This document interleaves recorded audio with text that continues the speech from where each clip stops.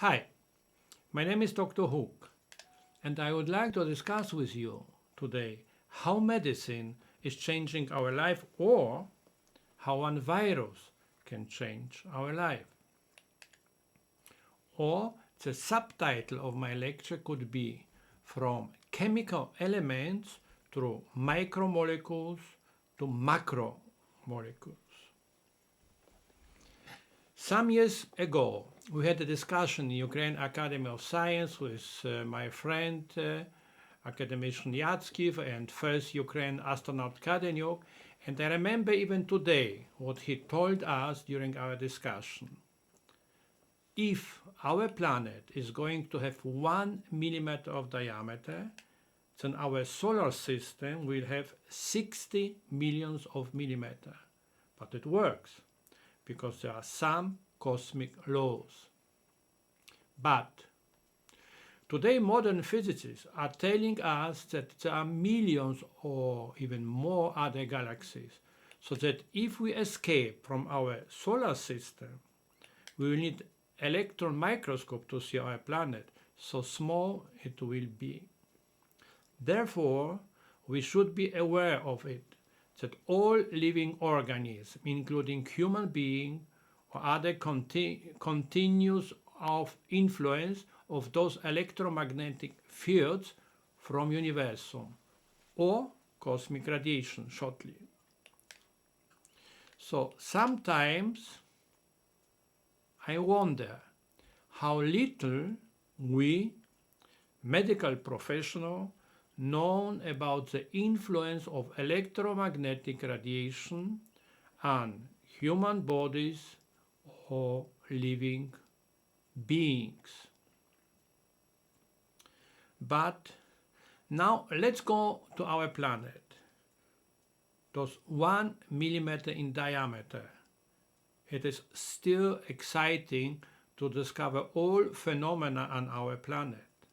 Of course, with regards to our life, especially to human beings, there are biological laws which allow us to exist, to stay healthy or not.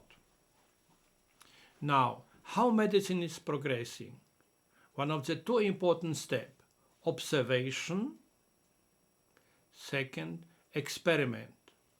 Those are fundamental steps, and we will concentrate on them today. I would like now to quote one of the greatest physicists, quantum physicists of the 20th century, Max Planck, who told us, an experiment is a question which science is asking nature, and measurements are recording of nature answer. With our team in Vienna, we try to follow his recommendation, but because we are medical doctors, scientists, so our motto always was Medice cura te ipsum, what means in English, physician, treat yourself. Our team, they are from different European countries like Holland, Ukraine, Austria, Poland, Georgia, and so on. Now, before I will continue to explain to you our experiments, our results, and understanding of some issue that I do is biological laws in our body, I have to jump back to 19th century. You have to understand that science is progressing, but based on knowledge of past century. Two guys, Dmitry Mendeleev, working mainly in Kiev, today Ukraine, and Lothar Meyer, Heidelberg, Germany. By the way, both were trained by the same professor in Heidelberg, Mr. Robert Bunsen. Those two men have significant input on what we now call the periodic table. At that time, they knew about 60 chemical elements. Dmitry Mendeleev was saying very often, I had a dream. He even claimed that at this point there must be an element that was not known at that time. Later, other chemists have discovered. As you remember, there are approximately 120 chemical elements. 60 play some role in our life, but another 60 are only in traces on our planet, and we do not understand till now what for they exist. Now, let's look at our body through the eyes of those two great chemists, Mendeleev and Mayer.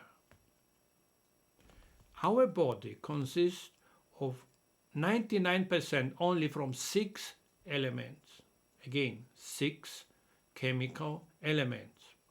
Oxygen, carbon, hydrogen, nitrogen, calcium and phosphor. And only less as 1% contain potassium, sulfur, chlor, sodium, magnesium. And to be honest, we need urgently 17 chemical elements to survive.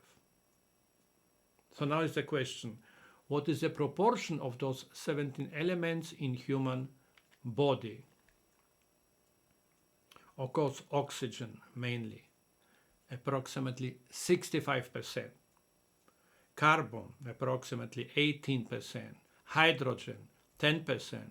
And now, listen, nitrogen, approximately 3% of our body is nitrogen pure.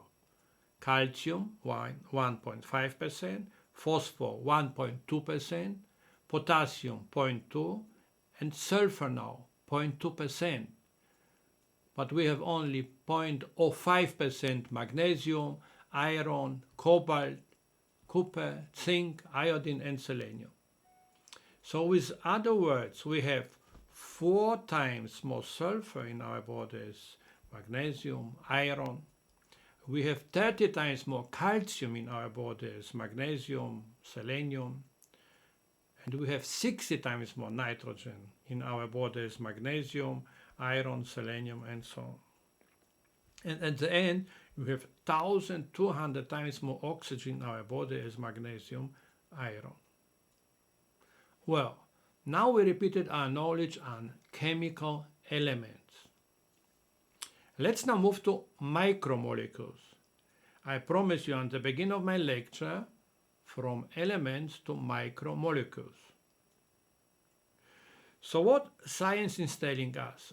That life started on our planet approximately 4, maybe 4.5 billion years ago, and it started probably with chemical elements and then synthesis of micromolecules before macromolecules have arisen. Just to remember it for you, there are 2 pathways how life exists on our planet and continue to exist. First pathway we call photosynthesis, firstly described by Charles Barnett, shortly saying there is no life without sun on our planet. And second pathway, as you know, there is a lot of water on our planet and there is no life without water. And in the depth of the ocean there is fantastic life, but without the sun. And this pathway science called chemosynthesis. And first who described this pathway was Ukrainian chemist Serhiy Vinogradsky, who worked in Zurich and Strasbourg at the end of 19th century. Well, now when we remember those 2 pathways which life need to continue, evolution, let's go back to micromolecules. Which micromolecules were one of the first? How do you think? Okay, I will tell you. Carbon monoxide, nitric oxide, and hydrogen sulfide. We cannot go through all of them. I will today concentrate myself on nitric oxide and I will touch a little bit hydrogen sulfide.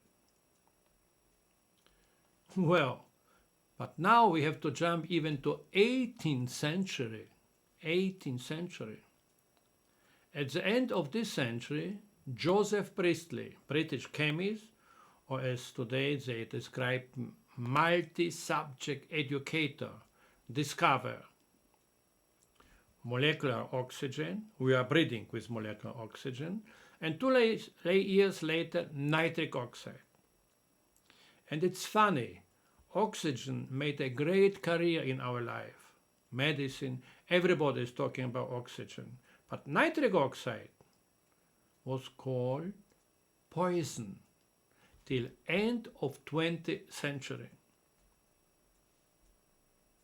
Retired pharmacologist Robert Furchgott performed some experiment with acetylcholine and arterial rings and found out that sometimes he saw vasoconstriction, sometimes vasodilation. And finally, he called those mediator in endothelium. This is the inner surface of our vessels. Endothelium-derived relaxing factor, published in Nature 1980. And now, partially by accident, a new era started in physiology of vascular system, and not only. Younger scientist named Salvatore Moncada told us, wait, we know what it is. We know this micromolecule for more as 200 years. It is nitric oxide, which Priestley discovered in 18th century, but we call it poison. So at the whole, fantastic story with nitric oxide started at the end of 20th century. Further, Moncada has described whole reaction in which nitric oxide arises. You need simple amino acid, L-arginine, then molecular oxygen, and under control of enzymes in endothelial anosynthase, in brain neuronal anosynthase, our cells are synthesizing nitric oxide. But even enzymes are under control of elements, in this case calcium. In this chemical reaction, we are synthesizing nitric oxide and byproduct amino acid citrulline, which is going back into urea cycle for arginine synthesis, and whole system work 24 hours. Another great scientist, Tadeusz Maliński, who was the first in the world to publish a paper 92 in Nature describing a porphyrinic nanosensor, which allow him to measure biological active nitric oxide in a single cell, but also in vessels, organ, and so on. These measurements, Answer of Nature by Planck, provided final proof that nitric oxide exists in biological cells and is a vital molecule in the vascular system, brain, immune system. At that time, we have some experimental data proving some biological effects of L-arginine and nitric oxide. And when I visited Professor Maliński in his laboratory and we discussed shortly our data, it became clear that we are behind some great idea. By the way, this visit, one was of the shortest in my life, because I had a flight back to New York and there was a terrible winter, 94 in United States. And finally, we published a fundamental paper in Circulation 97 in which we explain that L-arginine insufficiency can lead to derangement of the system and collapse of endothelial anosynthase, and in spite of nitric oxide, which I call bodyguards, this enzyme is going to synthesize superoxide, oxygen radical, which I call terrorist. So now, simple question for my medical students when they have taken an exam for vascular surgery. Molecular oxygen and nitric oxide are important for life. Which one is more important? So approximately 95% were answering oxygen. I'm saying, sorry. No, because if I would take nitric oxide from your heart is going to stop immediately the function. So we call it sudden death in medicine. If I would take oxygen out of your heart still will work for some period. In your brain, for example, we had a fantastic unpublished data with Professor Hornikewicz, who firstly discovered the role of dopamine in morbus Parkinson, and Maliński. We found out that many of people have insufficiency of nitric oxide in their brain, and nitric oxide is a neurotransmitter responsible for long-term memory. Take immune system. Nitric oxide is a radical, means it's very active and is killing invaders like virus, bacteria. So no one expected such a bizarre molecule to be so important in human physiology, and not only. And today, scientists of distinct disciplines like immunology, cardiophysiology, carcinogenesis are studying the role of nitric oxide. So nitric oxide is the smallest and lightest molecule and the first gas known to act as biological messenger. So Nobel Prize 98 was not a surprise, and the Presse, one of the Austrian newspapers, wrote at that time in Austria, pharmacologist May in Graz was working, myself in Vienna as a vascular surgeon, on the role of nitric oxide. On my slides you will see schematically, we're showing you how important is nitric oxide under biological influence under exercises. Now, for those who are not biologists, chemists or doctors, how to explain it easily? You're going to buy a car, but without wheels, you cannot drive a car. You need 4 wheels. So it's the arginine, it's the calcium, it's vitamin D3, we call it hormone and immunomodulator, and vitamin K2. Don't mix it with Q1. All the most important factor in the synthesis of nitric oxide, but not all. But in science, we always have to be critical. I recommend to you one of the most exciting reviews on nitric oxide written by Eric Endgard.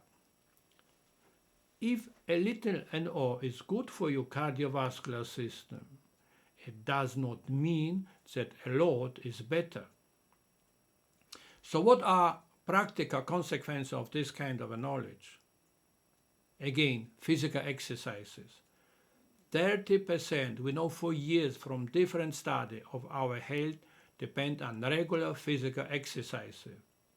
And again, on my slides, you will see schematically, we are showing you shear stress. What does it mean? That your blood flowing in your vessel take 80% off by hemoglobin of nitric oxide and bring it to all your organs. And approximately 20% stay in arterial wall and keep our blood pressure normal.